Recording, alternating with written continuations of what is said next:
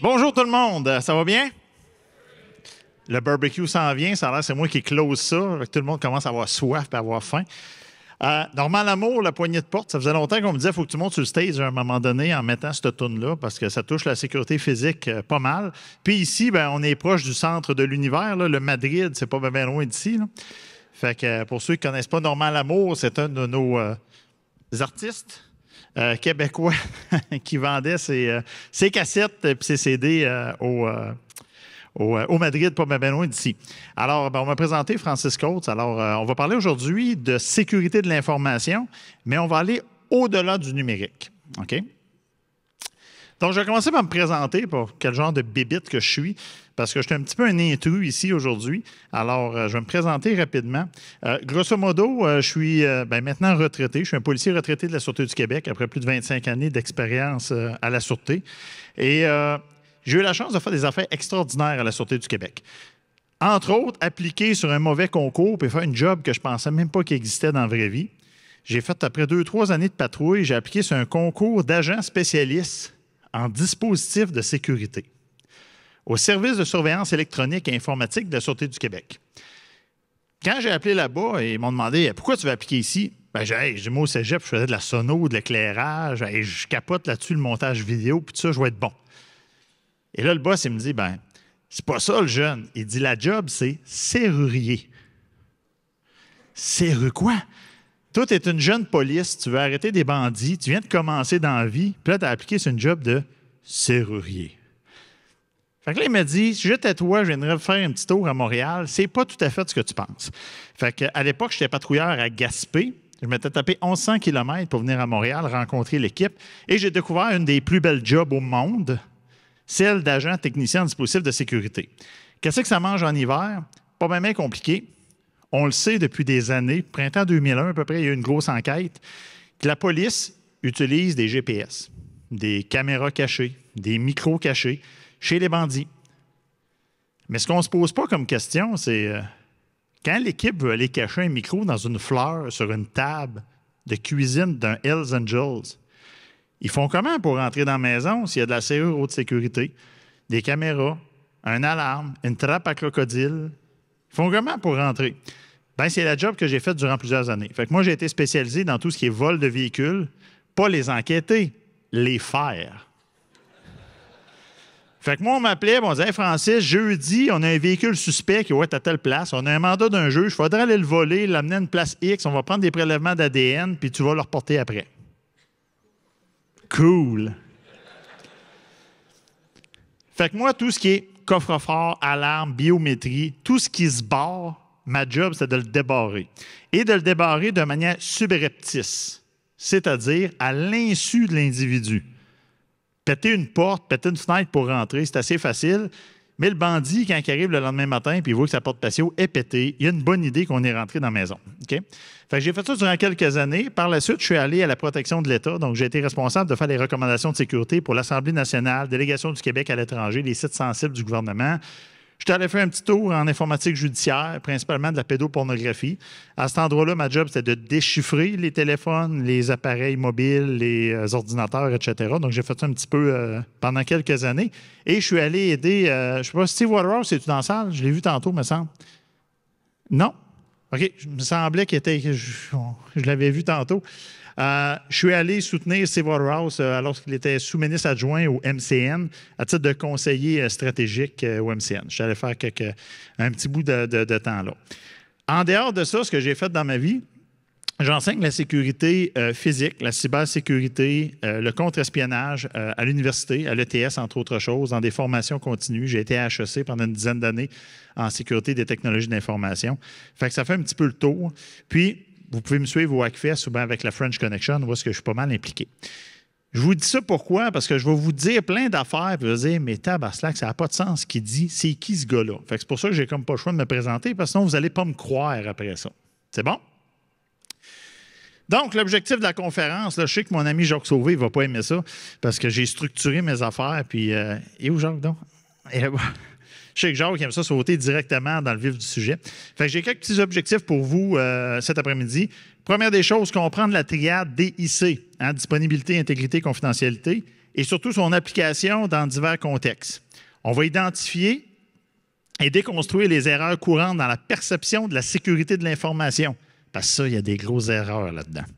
On va développer une stratégie de sécurité intégrée, incluant la sécurité physique et le filtrage de sécurité.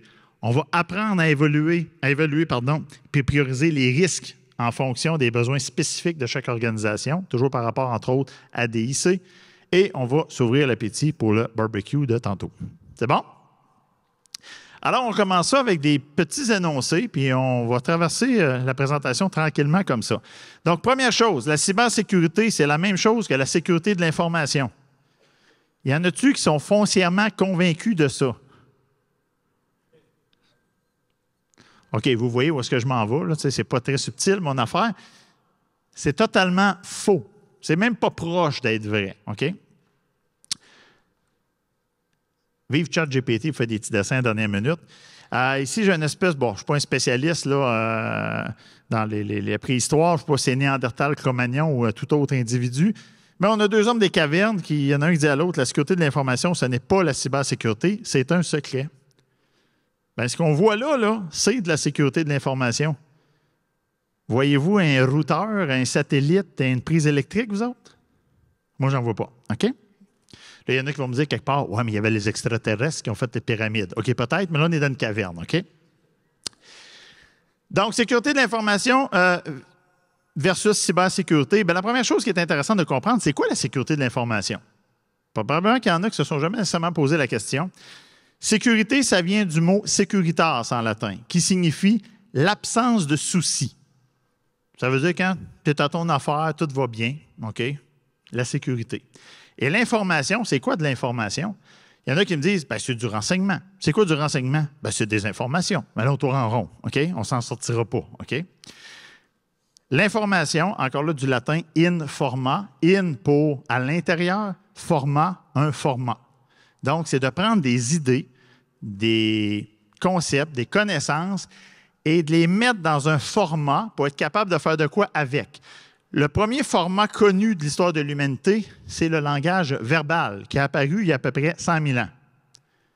À un moment donné, il y a un bonhomme qui a dit à l'autre, « Non, mammouth là-bas. » L'autre, il l'a regardé, il dit, « Mammouth? Mammouth? » On est parti avec ça. Alors, la première caractéristique de l'information qui a été importante dans l'histoire de l'humanité, ça a été la disponibilité de l'information. Est-ce que je suis capable de dire à quelqu'un d'autre, sont où les mots t'as dit mammouth pour le barbecue d'asseoir? On est parti avec ça. Et là, on a fait comment pour protéger l'information? On a fait ce qu'on appelle du filtrage de sécurité. OK? Mammouth là-bas, tu ne dis pas ça à l'autre gang de l'autre bord de la rivière. On ne veut pas qu'ils mangent nos mammouths. On va faire du filtrage de sécurité. C'est bon? Donc, ça a été la première chose qu'on a fait. Fait qu'on a rendu l'information disponible, on était capable de l'échanger. On était capable de garantir l'intégrité comment? Mammouth là-bas. L'autre, il répondait, mammouth là-bas. Non, là-bas, OK. On garantissait l'intégrité et la confidentialité. On faisait ça, entre autres, avec le filtrage de sécurité, puis on rendait l'information disponible aux bonnes personnes. Un peu plus tard, dans l'histoire de l'humanité, il y a à peu près 40 000 ans, on a vu l'apparition de tout ce qui est la représentation symbolique, les petits dessins, là, les hiéroglyphes et les affaires de même. Plus tard, à peu près moins 4000 ans, on a vu l'apparition de l'écriture, OK, avec des alphabets. Alors là, ça a apporté une nouvelle orientation à la sécurité de l'information. On a différé, pour la première fois de l'humanité, on a différé la transmission d'informations. Parce que mammouth là-bas, il fallait que les deux soient en même temps quand ils se parlaient. Et là, tout d'un coup, on pouvait mettre par écrit, sous forme de dessin, peu importe, mammouth là-bas, et quelqu'un pouvait passer 2 heures, 2 jours, 2 semaines plus tard, puis il pouvait avoir accès à l'information. Fait que là, on pouvait différer l'information. C'était la première fois dans l'histoire de l'humanité. Sauf que là, on a un problème. Parce que là, tantôt, c'était facile. Toi, tu n'es pas dans la bonne tribu, je te le dis pas, ça vaut les mammouths. Mais là, je mets ça sur une roche, je mets ça dans une caverne, je mets ça sur quelque chose. Comment on va faire pour sécuriser ça? Fait que là, il y a le deuxième pilier de la sécurité physique qui est apparu, pilier de la sécurité de l'information qui est apparu, la sécurité physique. Donc, il fallait physiquement protéger le médium sur lequel l'information était inscrite. C'est beau? Et plus tard dans l'humanité, quand je dis plus tard, c'est beaucoup, beaucoup, beaucoup plus tard. Par rapport à nous autres, ça fait comme pas vraiment longtemps. Je sais pas si j'ai vu, il n'y a pas tous des jeunes dans la salle, là. Moi, j'ai connu le pas d'Internet. J'ai connu avoir un babillard informatique dans ma chambre à coucher avec 3 lignes téléphoniques, avec des modems 2400 beaux. OK? Puis quand l'Internet est arrivé, on est venu fous comme des balais. Je me rappelle, la première chose que je pense qu'on a téléchargée, c'est une photo de Samantha Fox. Mais bon, ça a l'air que ça n'a pas bien changé aujourd'hui, les Internets, OK? Donc, il y a à peu près 100 ans, on va parler des technologies de l'information modernes. Oubliez là, le Morse et tout ça, là, les ordinateurs, les réseaux, puis tout ça, on parle d'à peu près moins de 100 ans. Et là, ça a amené un nouveau problème. C'est que là, on a des grosses quantités d'informations. On peut transférer l'information à des vitesses relativement rapides. Là, maintenant, c'est très, très, très, très rapide. Alors là, ça a amené une nouvelle méthode de protection de l'information qui s'appelle la sécurité des technologies de l'information. Le troisième pilier. Moi, je dis que c'est la même chose que la cybersécurité. Pourquoi? Parce qu'à l'origine, la sécurité des technologies de l'information, c'était les ordinateurs locaux. Puis la cybersécurité, c'est quand on s'est mis à tout plugger ça ensemble, là, puis à dire hey, « je suis capable d'envoyer des messages à l'autre bout du monde », puis là, on est tombé en cyber. Maintenant, en 2025, je ne sais pas pour vous, là, mais moi, le dernier, puis c'est pas des jokes, là, le dernier barbecue que j'ai acheté, je suis obligé d'y donner un nom. Puis il faut que je le mette sur mon Wi-Fi. Sinon, je ne peux pas avoir la température. Ce n'est pas un choix, c'est une obligation. Si je veux le petit brûleur à côté, je suis obligé d'avoir un barbecue connecté. C'est pour ça que moi, je dis maintenant, sécurité des technologies de l'information, cybersécurité. Quand c'est rendu que ton barbecue, il faut qu'il y ait un nom et que ça soit connecté sur Internet, d'après moi, les deux sont très, très, très, très proches. C'est beau? Si je mets ça dans un graphique, ça ressemble à ça. Puis là, je vous le dis, j'ai triché. Parce que si je fais le vrai graphique, la sécurité des technologies de l'information, il n'y a même pas de couleur. Tellement c'est petit dans l'histoire de l'humanité. OK? Ça, c'est deux choses que je dis souvent quand je donne des formations ou des conférences. La première, la cybersécurité, c'est au tofu, parce que la sécurité de l'information est à une alimentation équilibrée. Si tu manges juste du tofu, c'est bon pour la santé. Tu vas perdre tes cheveux et tes dents. OK? Fait que si tu me dis, moi, je suis un expert en nutrition, puis la seule expertise que tu as, c'est le tofu, ça ne marche pas. Tu es un expert en tofu. Même chose en sécurité de l'information. Si tu es un expert en cybersécurité, tu n'es pas un expert en sécurité de l'information. Il faut faire bien attention de faire la différence entre les deux. OK? On va en parler dans les prochaines minutes. La deuxième chose que je dis souvent, il faut faire attention de tomber dans le piège que les nouveaux problèmes viennent d'effacer ou régler les anciens. On l'a vécu avec la COVID. Quand la COVID est arrivée, est-ce que tout d'un coup, les maladies cardiaques, les cancers, les suicides, les accidents d'auto, les accidents d'avion, est-ce que tout d'un coup, c'était tout réglé, ça? Ben non, c'était un problème de plus. Donc ici, quand on parle de sécurité des technologies de l'information, par rapport à la sécurité de l'information, c'est un problème de plus. Ce n'est pas le problème en majuscule. C'est un problème de plus. Je ne dis pas qu'il n'est pas important. Je dis juste que ce n'est pas le problème ultime. 2, il y a beaucoup plus d'événements en cybersécurité qu'en sécurité physique, mettons. Vrai ou faux? Vrai? OK. Là, ici, ça dépend de votre définition d'événement. C'est des attaques en cybersécurité, là, il y a bien des systèmes là, que c'est des milliers par jour, là, fait que ça fait beaucoup. Si on parle d'attaques réussies, parce qu'on a vraiment une brèche puis ça a été exploité réellement, c'est une autre chose. C'est pour ça qu'ici, j'ai mis vrai ou faux. L'avantage que vous avez en cybersécurité, c'est que quand il arrive un événement et que vous le détectez, vous avez une trolley de logs, des historiques, des journaux, pour le démontrer. En sécurité physique, si quelqu'un est rentré chez vous avec une copie de clé qui s'est faite quand vous êtes allé au valet parking du restaurant, puis vous n'avez pas de système d'alarme, ça peut faire 40 fois qu'il rentre chez vous, puis vous ne le savez pas. Fait que ce n'est pas parce qu'on n'a pas d'éléments qui nous amènent à croire qu'il est arrivé quelque chose qu'il n'est rien arrivé. D'ailleurs, dans ma carrière, le nombre de fois que je suis rentré chez du monde à 2 heures du matin déguisé en ninja, puis que les gens l'ont appris 8 ans plus tard quand ils sont allés à la cour puis qu'ils ont été accusés, puis qu'ils disent hein, ce gars-là est rentré 17 fois chez nous puis il a volé mon char 5 fois. Si je ne l'avais pas dit, il ne l'aurait jamais su. OK? Ça, c'est un exemple typique des boîtes à clés. On met des trucs là-dedans, puis ça a l'air d'être sécuritaire. Ça se manipule comme David Copperfield. Je n'ai pas le temps aujourd'hui, mais je pourrais vous faire un spectacle avec ça. Je le fais des fois dans des conférences. Je dis aux gens, mettez le code que vous voulez, puis après ça, je le mets ici. Je fais comme un Jedi. Simon David, je ne sais pas, il est où, là, mais il capote, ces Jedi, lui-là. Mais je fais comme un Jedi, là. Je suis à peu près ce qu'il y a de plus proche pour Simon David d'un Jedi. Fait que je touche là-dessus, puis je fais le code 270. Puis là, effectivement, c'est le bon code. Fait que vous pouvez avoir ça d'installer en avant de votre bureau. Puis ça fait 10 ans qu'il y a quelqu'un qui ouvre ça pour prendre votre carte d'accès pour rentrer dans votre bureau, puis vous ne le savez pas. OK? Fait que c'est pas parce qu'on n'a pas de preuves qu'il n'y en a pas. Ça ici, c'est un rapport 2024 d'IBM Security qui a été réalisé par le Ponemon Institute entre mars 2023 et février 2024. 16 pays, le Canada est inclus là-dedans, une vingtaine de secteurs d'activité, et on parle de plus de 600 organisations. Il y a quelques chiffres intéressants là-dedans. 1. Le coût moyen associé à des attaques réussies en matière de fuite de données ne cesse d'augmenter. Voyez-vous, en 2024, on était en moyenne à 4,88 millions de dollars par brèche US. Moi, je pense que ces chiffres-là sont erronés. Pourquoi? Parce que je pense que c'est juste les gros cas qui ont été recensés. Parce que si on met tous les petits cas qui ont été recensés, je ne pense pas que la moyenne, c'est 4,88 millions.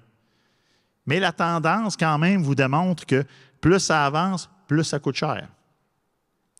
Si on regarde ici les axes de compromission, les surfaces d'attaque qui ont été utilisées, l'ingénierie sociale, l'ingénierie sociale, là, ça existait il y a 600 ans. Ce n'est pas une patente d'informatique. Quand vous allez sur l'Office québécois de la langue française puis ils vous disent que l'ingénierie sociale, ça a rapport avec les logiciels, l'informatique puis les réseaux sociaux, ils sont dans les patates. OK? Ça existait bien avant.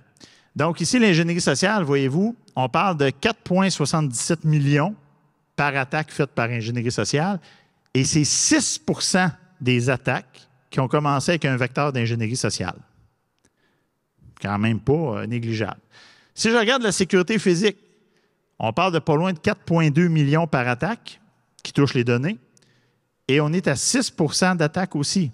Et ça, c'est ce qui est connu. Il y a beaucoup de choses qui sont inconnues là-dedans. Perte accidentelle de données et appareils perdus au volet. On est dans la sécurité physique aussi. On est encore là à 6 %, 4 points quelques millions. La confidentialité est la caractéristique la plus importante lorsqu'on parle de sécurité de l'information. Faux. Ben là, il va falloir que vous me fassiez, que vous m'expliquiez ça, là, parce que si c'est faux, il y a quelque chose qui ne marche pas. Parce que tout le monde met son argent dans la confidentialité. Ça serait le fun qu'on fasse d'autres choses. Fait que la réponse est clairement faux ici. D'ailleurs, ça m'amène à la triade DIC. Donc, quand on parle de caractéristiques de sécurité de l'information, qu'est-ce qui fait qu'une information elle est sécuritaire? Soit elle est disponible, soit elle est intègre, soit elle est confidentielle, soit elle est un petit mix des trois. C'est impossible de sécuriser l'information également sur ces 3 points-là. Ça ne se peut pas. L'exemple typique, c'est mes pédophiles.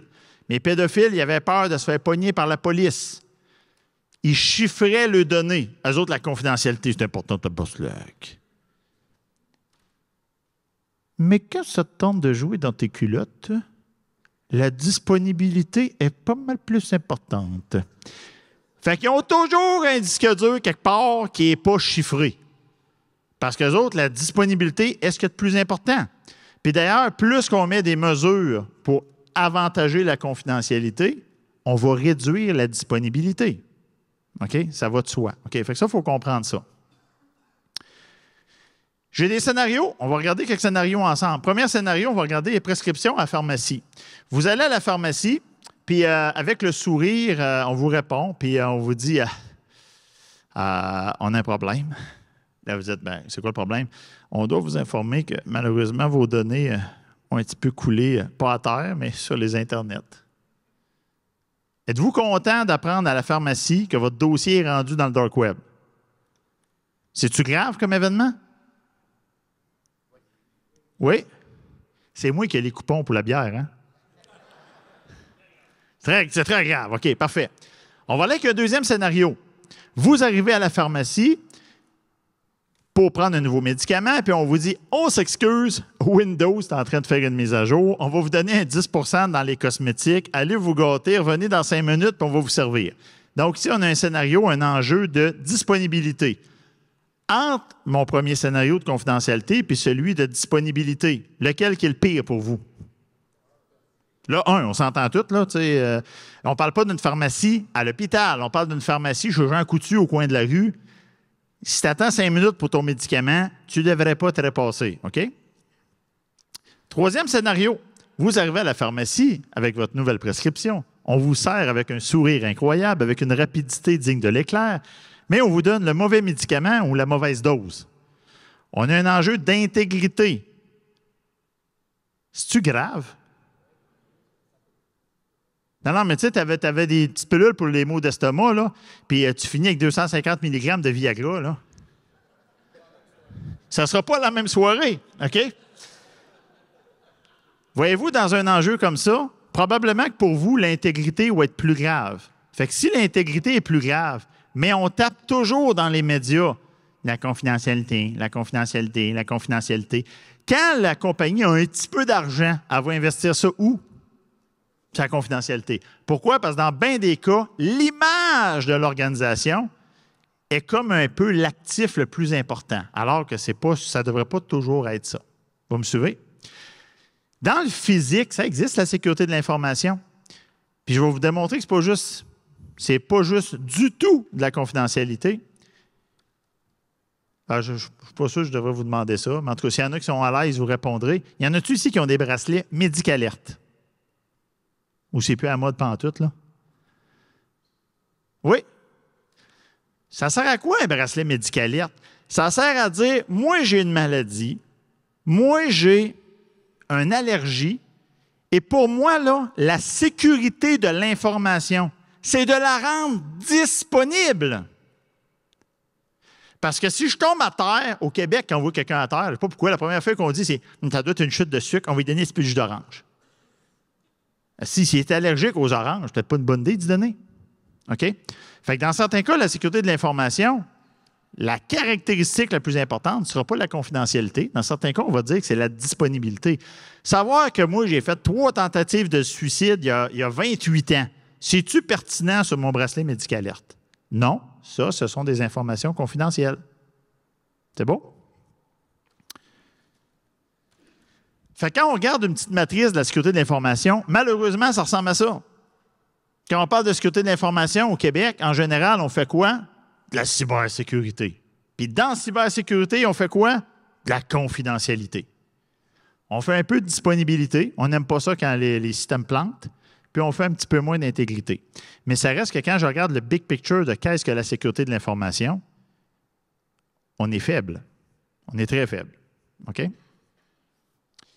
Investir en technologie est la meilleure façon d'assurer la sécurité. Vrai, faux? Faux. C'est effectivement faux. Malheureusement, il y a beaucoup de manufacturiers de boîtes, de cossins qui vont vous dire que non, la meilleure manière de contrer l'humain, c'est avec la technologie. OK? Je parlais à un collègue tantôt, puis je dis, ouais, à un moment donné, quand Skynet va prendre le contrôle du système de défense, il va lancer un missile, il va dire, Chris, l'humain, il va tout fucker, c'est aussi bien de l'éliminer tout de suite. On va faire ça autrement. Il y a une citation, moi, je suis un petit gars des IS, on a dit tantôt que j'étais PSP, Physical Security Professional, fait que je suis un des chanceux au Québec qui est certifié par ISIS, qui est la plus grosse association de sécurité physique au monde. C'est les gens qui font, entre autres, des trucs pour l'OTAN puis l'ONU. On est 40 quelques mille membres, si je ne me trompe pas. Puis il y a un truc que j'ai lu dans un des premiers livres de certification. En sécurité, là, c'est une traduction libre. Là.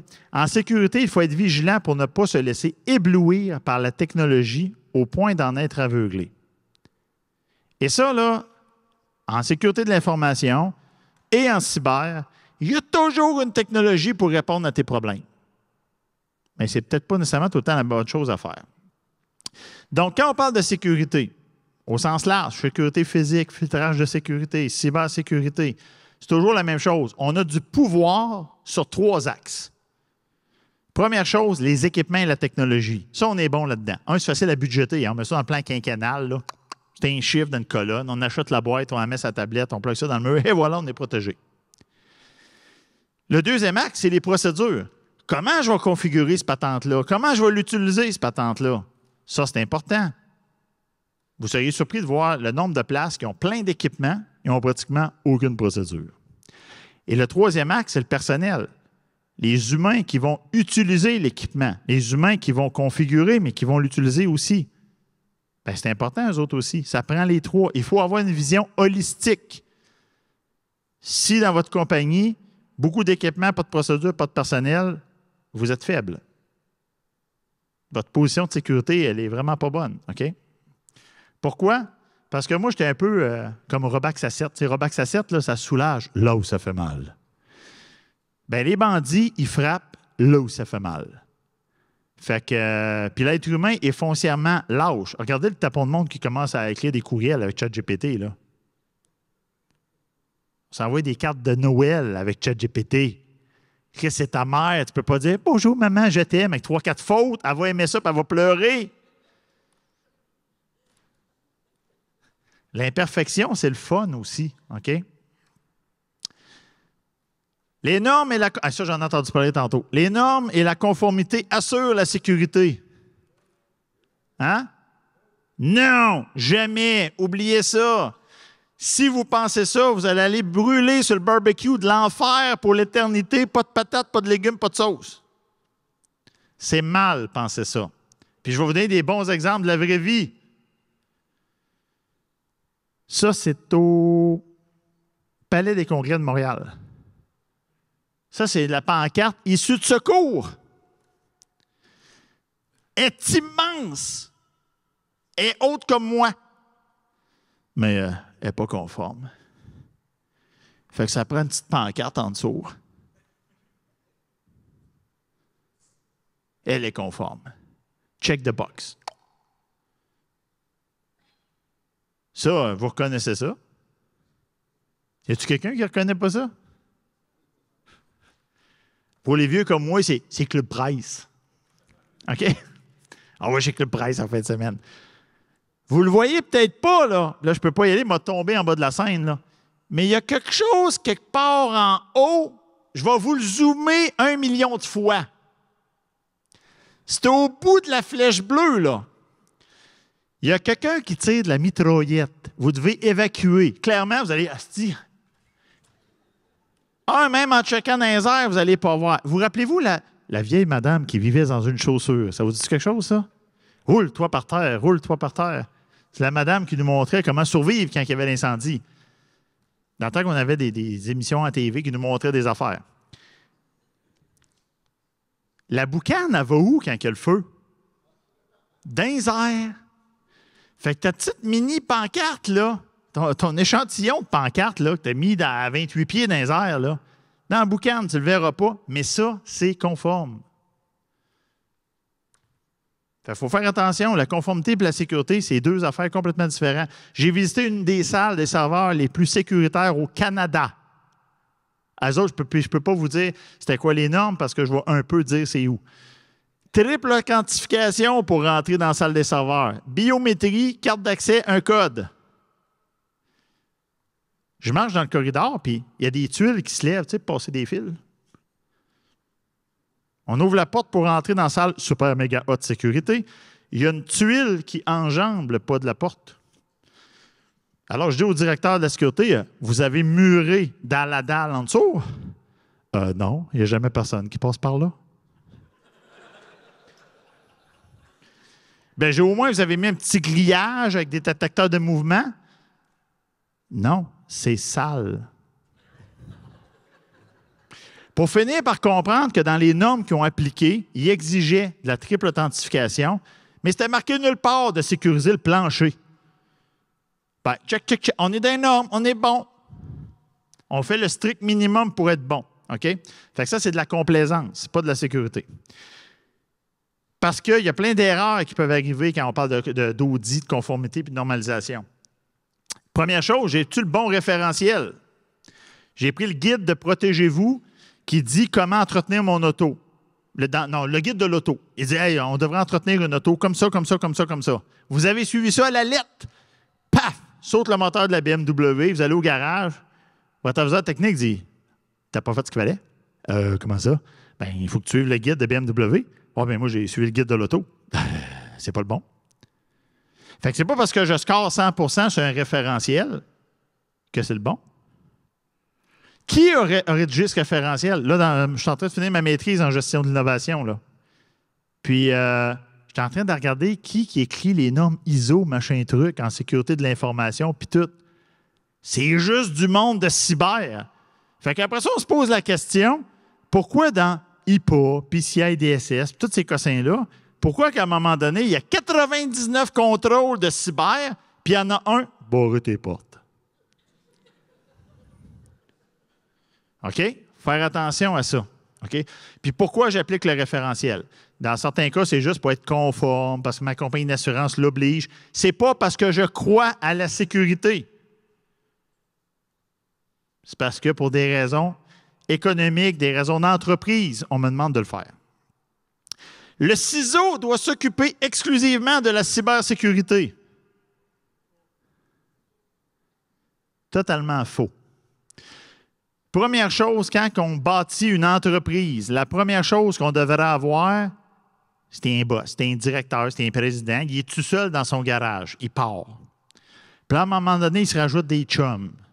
Puis à un moment donné, il dit là, ça, je suis plus capable de faire ici. Il va déléguer. Puis là, on va créer des postes. Le premier poste de la sécurité d'une entreprise, c'est le CSO, le Chief Security Officer. Lui, tout ce que le mot sécurité, c'est sa job. CNESST, sécurité physique, tireur actif, incendie, cybersécurité, tout ce que le mot sécurité, c'est lui le boss. Puis là, à un moment donné, il fait « Asti, là, les affaires d'informatique, puis tout, puis de cyber, puis j'ai la sécurité de l'information par-dessus, puis la loi 25, je ne sais plus quoi faire. » Il se nomme un super adjoint qu'on va appeler un CISO, un Chief Information Security Officer.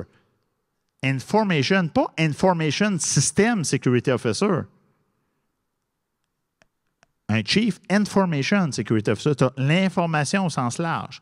Fait que cette personne-là, c'est un CISO spécialisé, c'est un CSO spécialisé en sécurité de l'information qui fait quoi? Sécurité physique, filtrage de sécurité, cybersécurité.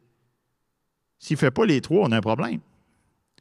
Puis après ça, en dessous de lui, puis en dessous de l'autre, là, on va avoir notre directeur de la sécurité physique, notre directrice des ressources humaines, sécurité, pas la directrice qui embauche, la directrice qui gère la sécurité des ressources humaines.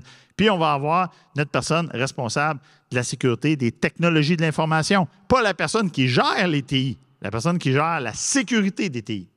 C'est bon? Pourquoi? Parce que là, on se ramasse avec des affaires ridicules, genre, puis ça, je l'ai vécu pour vrai, là. Il arrive une patch. Il faut patcher. C'est une affaire par rapport. Là, là genre des affaires dans l'univers. Là. Java. Et 3 heures du matin, il faut patcher Java. Allez, on va faire rentrer 6 techniciens en temps supplémentaire ici pour patcher du Java. La porte de la salle des serveurs abat au vent parce que la serrure est pétée. Ça relève des ressources matérielles de l'immeuble qu'on loue. Fait 6 mois que c'est brisé. Ils vont venir le réparer à un moment donné. Y a-t-il quelque chose qui ne marche pas avec ça? Là? OK? Ça ne fait pas de sens. Quand vous avez explosé, comme ce qu'on voit, comme je dis, la sécurité matérielle qui relève de la sécurité, des ressources matérielles, puis la cybersécurité, les autres sont chanceux, ils ont un ciseau, mais le ciseau, il ne fait pas la job de ciseau, il fait plus la job des SSI ou quelque chose comme ça. C'est tout éclaté. Et là, ça amène un phénomène qu'on appelle la diffusion de responsabilité. C'est quoi ça? Ça, c'est ce qui fait que dans un party de famille, il y a un enfant qui se noie. Puis là, tu dis, ouais, non, il y avait 25 adultes tout le tour. Comment il a fait pour se noyer? C'était la responsabilité de personne. Mais ça, au Québec, on est bon parce qu'on essaye d'effacer. Des fois, on rajoute des mots dans le dictionnaire, puis on essaie de l'effacer. Au Québec, là, imputabilité, trop dur à écrire. On veut le faire disparaître. OK? Puis ça, c'est une bonne méthode. C'est jamais de ta faute. Le chemin le plus court, ça clique. Mais pas le bon, OK? C'est un exemple typique. Si vous écoutez la commission Galland, tout le monde est responsable, mais vu que c'est la responsabilité de personne, donc personne n'est imputable, personne n'est responsable, là, on vire en rond. Donc, quand on parle de gouvernance en sécurité, le problème du phénomène de diffusion des responsabilités, ça amène quoi? Des visions fragmentées de la sécurité. Ça amène des suppositions erronées de prise en charge, manque de coordination, détection et réaction lente aux incidents. Un exemple typique, un SOC. OK? Dans une entreprise qui a de l'allure, le SOC physique puis le SOC cyber, c'est ensemble. Je vais vous donner un exemple d'une attaque, moi, que je pourrais faire. J'allume un jammer parce que je sais que le contact de porte est sans fil, puis le détecteur de mouvement en dedans est filaire. Fait que j'allume un jammer, j'ouvre la porte d'entrée, ça ne déclenche pas d'alarme, mais quand je suis rentré, ça déclenche une alarme parce que le détecteur de mouvement a clenché. Le SOC physique, eux autres, ils voient détecteur de mouvement. Je dis, hey, y a-tu quelqu'un qui a ouvert une porte? Non? Oh, ça doit être une fausse alarme. Au niveau du SOC cyber, eux autres vont, hey, on a un jam, il y a quelque chose, on vient de perdre le Wi-Fi, ça a duré pendant 40 secondes. Ouais, t'as-tu d'autres choses? Non. Ouais, fausse alarme. Séparer ces deux fausses alarmes. Si les deux sont dans le même local et ils se parlent, ça donne une attaque. Mais là, on sépare ça. Pourquoi? Parce qu'il n'y a pas de vrais ciseaux. Tout est séparé. Puis on continue de piler à mettre de l'argent là-dedans. Fait que solution, on intègre les départements de sécurité en dessous d'un seul chef de sécurité qui s'appelle un ciseau. À ce moment-là, on fait des responsabilités partagées, mais claires. Pas diffusées, partagées. Communication et collaboration accrue et on fait de la formation interdisciplinaire. C'est le fun que les gens de sécurité physique comprennent le cyber comprennent le physique, puis que les gens des ressources humaines comprennent que si on engage un cabochon, parce qu'on a checké son CV sur LinkedIn, puis on a trouvé qu'il était cool, puis on lui donne le mot de passe admin, puis on lui donne la carte d'accès qui rentre partout, on est fourré. Bien ça, il faut qu'on se parle, puis il faut qu'on comprenne la job des autres. Les seules fois qu'on veut travailler en silo en entreprise, c'est ça. Les opérations, la sécurité, l'audit, c'est trois patentes qui ne doivent pas se parler. Fait que ça ne peut pas relever de la même gang. Pourquoi? Parce que tu ne peux pas être juge et partie. OK? Puis en plus, vérifier que tu as bien fait la job. Je prends l'exemple à l'école. Tu fais un examen de français. Bien, c'est toi qui fais les examens, tu es au niveau des opérations. La sécurité, elle, ben, c'est le prof qui vérifie tes réponses dans ton examen. Il ne peut pas être la même personne. Puis l'audit, c'est la direction de l'école qui dit ton examen que tu as fait passer à tes étudiants, étais-tu correct? Étais-tu fait comme du monde? Mais ça ne peut pas être la même personne qui fasse ces trois affaires-là. Il faut que ça soit séparé. Ah, il me reste 1 minute 33, ça va vite, hein? C'est terrible, hein? 7. Scénario démonstration d'attaque. Je veux finir avec ça. Je vais péter le temps un petit peu, je vous le dis tout de suite. Ah, j'ai 30 minutes de plus. Yeah! OK. Fait que scénario et démonstration d'attaque. Donc, petite attaque rapide, simplifiée par l'IA. C'est beau, une salle de conférence avec une belle fenêtre qui donne ailleurs. Regardez bien ce que ça va donner.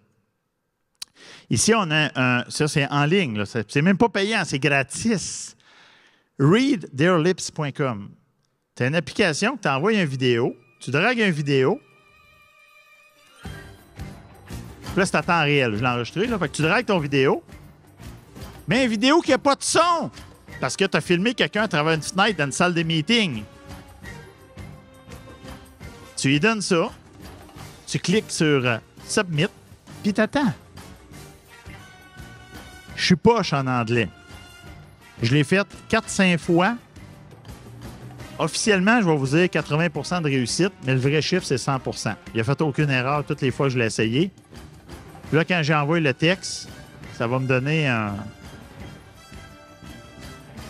Ça arrive-tu? Now with a simple video, we can read on your lips. Oh, that's very bad. On est rendu là. Puis c'est pas des cossins qu'il faut rajouter. C'est peut-être juste d'avoir une procédure qui dit quand tu as un meeting important, ferme les rideaux. OK? Sinon, on peut mettre des plywood aussi, ça fait, mais d'habitude, le CA aime moins ça. J'ai donné une formation à la Défense nationale il y a peut-être 1 an et demi. J'avais une centaine d'experts en cybersécurité, avant le meeting, sécurité de l'information. Après ça, c'était différent. Puis je lui ai expliqué avec 30-40$, je suis capable de péter le réseau de la Défense nationale. Fait que là, ils ont parti à rire, on sait qui ce cabochon-là. Fait que, à la fin de la formation, il était vert comme les uniformes. Ça, c'est des cossins achetés. C'est pas des affaires secrets que j'ai utilisés dans ma carrière. C'est pas des affaires du MI5, du MI6, puis etc. Là. Ça, là, c'est des cossins Amazon. OK? Tu achètes ça 30$, 40$, puis si tu donnes un bon review, il te renvoie 20$ de carte cadeau. C'était écœurant. T'sais. Fait que ça a tous des micros et des caméras cachées.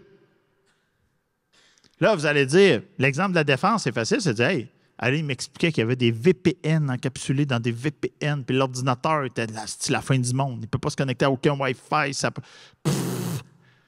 Là, j'ai dit, ton général, amène-tu ton laptop à la maison des fois? Ben oui. OK. Qui protège la maison du général?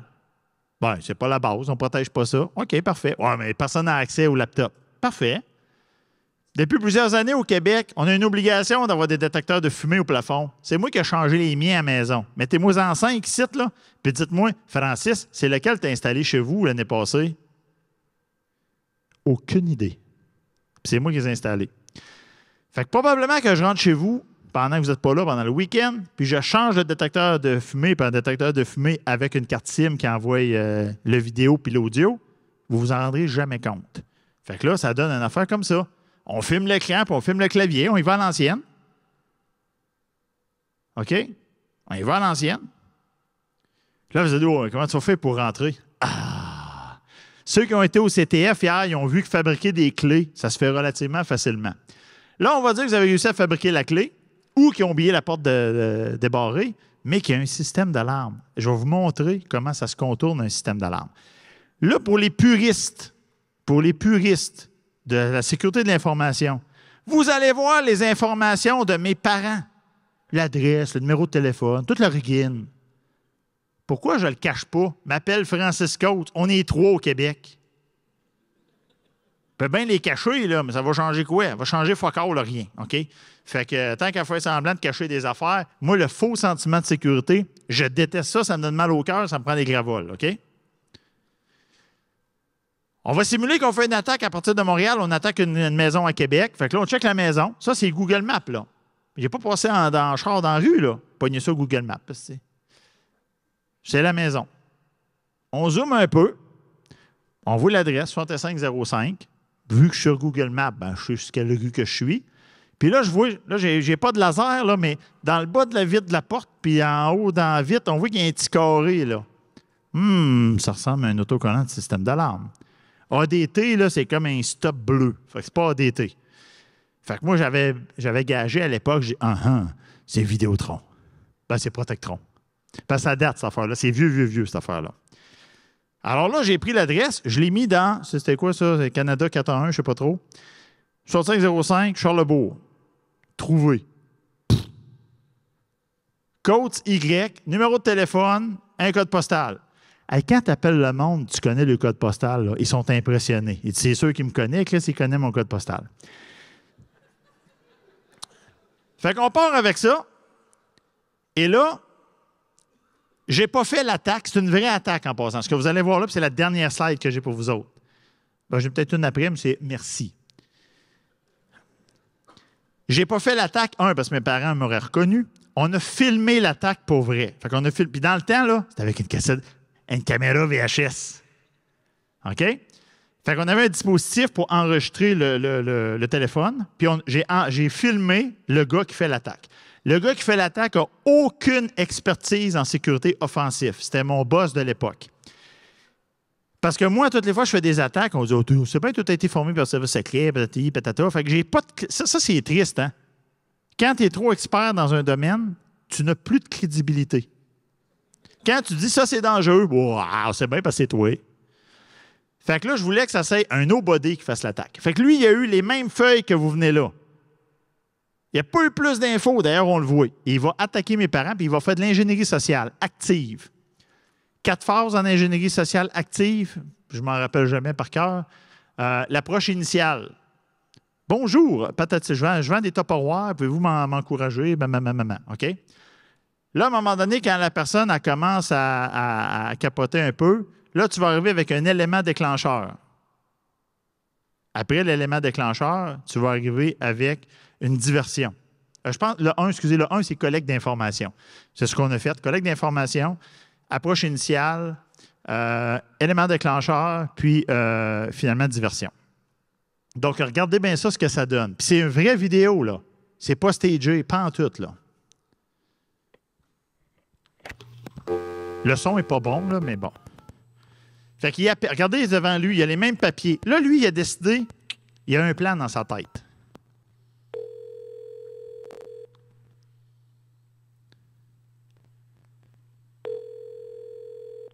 Oui. Bonjour, Mme Coates. Oui, bonjour. Ici, c'est l'opérateur 1527 de la centrale de la télésurveillance de Protectron. Oui. On a eu un signal d'alarme incendie à votre résidence. Est-ce que c'est fondé? Ben voyons, fou, on n'a rien eu. Attendez un petit peu. Yvan, dans cette affaire? Yvan, elle vient de dire le nom du monsieur. Hein? Il prend note. C'est pas cette affaire. Ils ont dit qu'ils avaient eu une alarme de résidence ici, peut-être chez vous. Oui. Monsieur Coates? Oui. Oui, l'opérateur 1527 de la centrale de télésurveillance. C'est qu'on a eu un signal d'alarme incendie à votre résidence qu'on n'était pas capable de vous rejoindre. À ma résidence 6505? Oui, c'est ça, 6505 Place Lamirande. Oui. Présentement, les pompiers sont en direction. Voyons, ben arrêtez ça là. Ben, Pas d'alarme ici. il n'y a pas d'alarme? Ben non. Mais parce que moi, je ne peux pas confirmer que c'est bel et bien vous. Est-ce que vous seriez en mesure de me donner au moins le mot de passe qu'on a ici enregistré dans nos dossiers? Il donne le mot de passe. OK. Ben, attendez une seconde, je vais juste appeler les services d'incendie pour essayer de les canceller. Oui, parce que là, il n'y a rien ici, là. Il n'y a absolument rien? Non, absolument rien. OK, attendez quelques secondes, puis je vous reviens tout de suite. Là, il fait poireauter. Alors, présentement, M. Coates vient de me donner son code d'identification pour canceller les pompiers. Fait que je le mets sur le hold quelques secondes.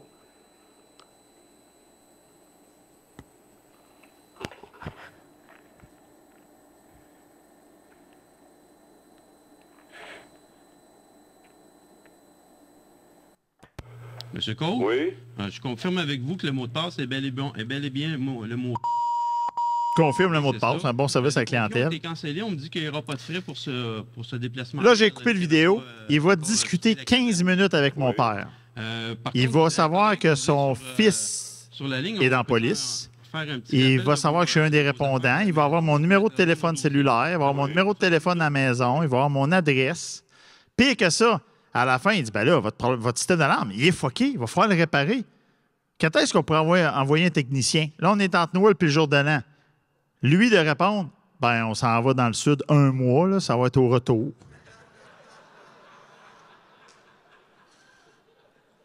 Vous riez! Moi, là, pour vous autres, là, j'ai joué mon avenir, là. Comment on appelle ça quand tes parents meurent, là? Mon héritage, là, il est fall-ball pour vous autres, là. D'ailleurs, on va peut-être mettre une petite boîte à la sortie, là, pour que vous cotisiez. Vous trouvez ça drôle, mais posez-vous la question, combien de vos entreprises, combien d'entreprises que vous protégez qui sont vulnérables à une attaque aussi conne que ça? Une méchante gang, OK? Conclusion, la sécurité de l'information, ce n'est pas de la cybersécurité. Ça repose sur 3 piliers, le filtrage de sécurité, la sécurité physique, la cybersécurité. La confidentialité, c'est pas toujours plus important que l'intégrité ou la disponibilité. Ça dépend des divers scénarios d'évaluation de menaces et risques. Puis la sécurité, n'oubliez jamais que ce n'est pas juste des technologies, c'est également des procédures et c'est surtout de l'humain. Alors, je vous remercie beaucoup pour votre temps. Là, je pense qu'on peut aller prendre un petit verre et on va pouvoir aller au barbecue. Vous avez le QR code si vous voulez me suivre sur LinkedIn. Je suis beaucoup présent sur LinkedIn. Fait que ça a été un plaisir d'être avec vous. Vous avez des questions? Je pense qu'on va couper des questions. Et au barbecue tantôt, venez me voir, ça va me faire plaisir. Merci.